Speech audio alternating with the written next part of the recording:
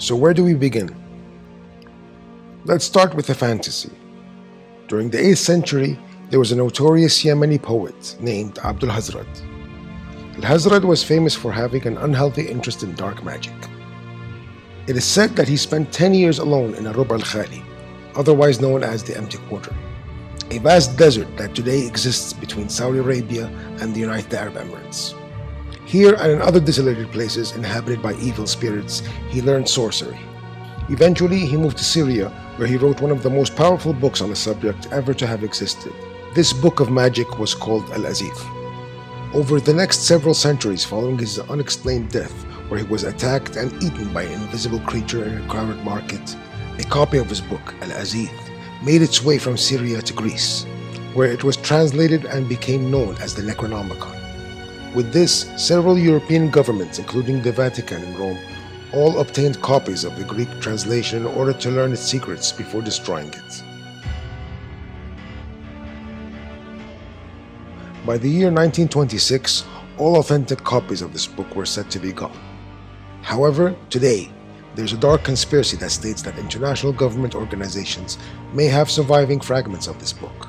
With it, they wish to control a race of invisible beings known as the djinn, and to summon creatures known as the Ancient Ones, giant trans-dimensional aliens that live in space and underneath the earth. It is said that 5 versions of this book have appeared in the past 1,000 years. But the question is, what power do any of them have? And could they unleash malicious supernatural forces onto the earth, and even trigger the apocalypse?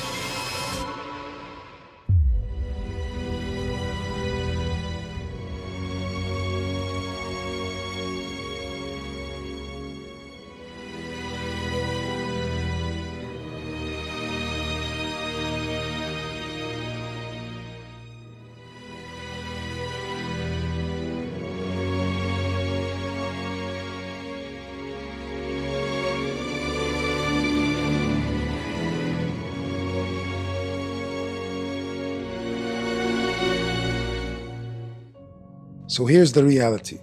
HP Lovecraft was an American fantasy and horror novelist from the 1920s who has become famous for mixing apocalyptic horror with the fake Middle Eastern folklore and Western Orientalism.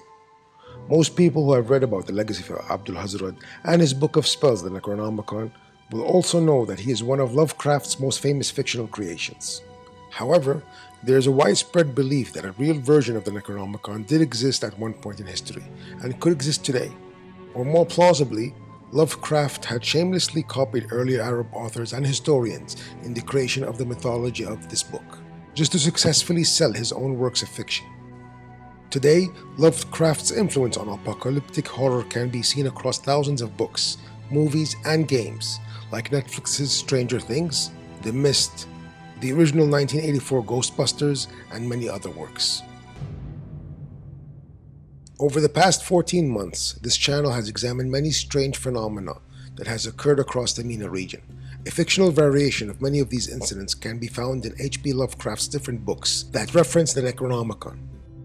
From ancient giant aliens hidden beneath the earth and interdimensional doorways to other worlds, to encounters with djinn and government conspiracies surrounding the practice of magic. The line between where Lovecraft's fiction ends and our reality begins is a blurred one. Given that Lovecraft was obsessed with the Middle East, our first contender for what could be the real-life Necronomicon may have existed in medieval Egypt. In 1200 CE, the historian Murtada ibn al-Afif wrote The Prodigies of Egypt, an encyclopedia about the ancient Egyptian magic, gods, and monsters. However, all original copies of this book disappeared by the Renaissance, a time in European history where interests in religion, art, and literature became deeply linked. At this time, a French translation was written, and is this version that has survived to the 21st century. The parallels between the Prodigies of Egypt and the Necronomicon, both in content and the way they have survived to the modern day, are extremely similar. However, within the Prodigies of Egypt itself, a reference of an even darker piece of literature exists. Although Murtada's book itself is not really a collection of ancient Egyptian spells, within it there are writings taken from an even older book called Akhbar al-Zaman, which in English means the history of time. not to be confused with the more famous book of the same name written by the 10th century historian al-Mas'udi. The original Akhbar al-Zaman is believed to be the earliest known collection of occult lore about ancient Egypt, and it is this book that might be the true Necronomicon. The historian and skeptic Jason Colavito states that, like the Necronomicon, the Akhbar al-Zaman describes sky creatures that we could consider as alien in the 21st century. It also features a detailed history of giants and monsters that walked on Earth before the Great Flood, and even tells of a powerful individual that is described as almost exactly the same way as Lovecraft's most famous mythical creation, Cthulhu, an alien demonic deity. This leads us to the fourth option for what the real Necronomicon could be, the Simon Necronomicon. In the United States on November 25, 1996, Naomi Ruth Queen and Richard Wendorf were found by their daughter after they had been beaten to death with a crowbar. The murders were committed by a vampire cult who indulged in satanic rituals. In court, it was revealed that one of the books used in their rituals was the Simon Necronomicon, rumored to be written by the occultist Peter Lavenda. This popular book is a mixture of real Babylonian texts, fictional demons created by Lovecraft's and the Oriental magical system of Illuminati Satanist Aleister Crowley, so altogether an ugly piece of work. Its suspected author, Peter Lavenda, who is also a political historian, has more than implied that the American government is actively involved in the practice of magic. In his book Sinister Forces, a grimoire of American political witchcraft, he writes that there has always been a satanic undercurrent in American political affairs that has existed for centuries, where the practice of ritual ceremonial magic has been ever present.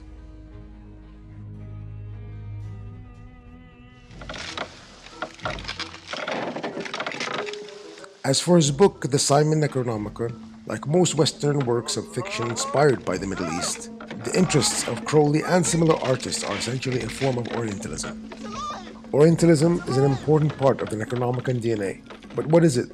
The famed Palestinian academic Edward Said, who coined the term, states that it's a subtle and persistent Eurocentric prejudice against the Arab Islamic peoples and their culture, which derives from Western images of what is Oriental, that being mystical, primitive, irrational, and violent. Aleister Crowley and Lovecraft were known Orientalists who were obsessed with the Middle East and were even known to wear Arabian-styled clothing and incorporate Arabian mysticism into their writings.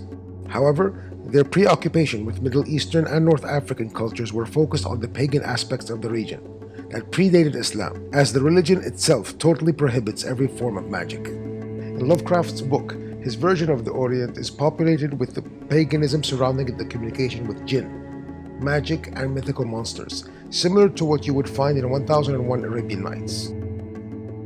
As a result, the mysticism from ancient Egyptian and pre-Iraqi Sumerian culture played an important role in their works.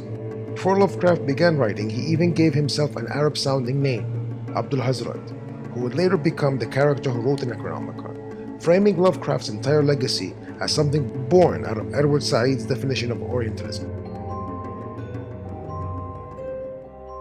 But still, could there be any lingering truth to this fiction? Could the Necronomicon really exist? And if so, how powerful is it? With the 4 books we have looked at so far, we can conclude that the Simon Necronomicon is just a derivative piece of occult fiction based on Lovecraft's Necronomicon.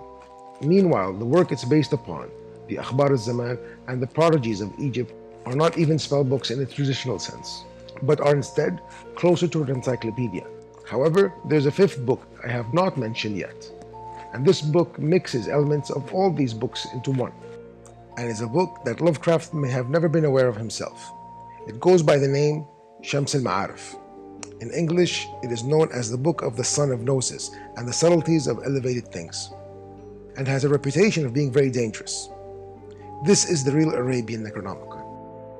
In 13th century Arabia, the Sufi mathematician Ahmad al-Buni wrote the Book of Sun of Gnosis. Throughout history, it has largely been banned across the Islamic world, because of its reputation of being a legitimate source of supernatural power that Islam prohibits. However, in the 21st century, a publisher in Lebanon has taken upon themselves to reissue the book and openly sell it to the public. And as a consequence, PDF copies of the cursed work can even be found online. We do not recommend that you look for this book or even download a PDF copy. because you might be exposing yourself to forces that you do not understand. Although the Book of the Son of Gnosis does not have the potential to bring about the end of the world like Lovecraft's Necronomicon, it does explain in detail the science of how to communicate with jinn, angels, and other supernatural creatures. As a consequence, there have been recent stories of people who have obtained original copies of this book, only to have been visited by jinn, briefly possessed, or experienced other paranormal occurrences.